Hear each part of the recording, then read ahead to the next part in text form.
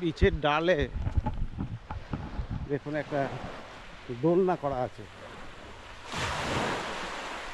সুন্দর একটা দোলনা করা আছে। এই দোলনা বাঁশের দোলনা। চলুন একটু বসি এই দোলনাতে। গাছের ডালটা বেশ ভালোই লাগছে।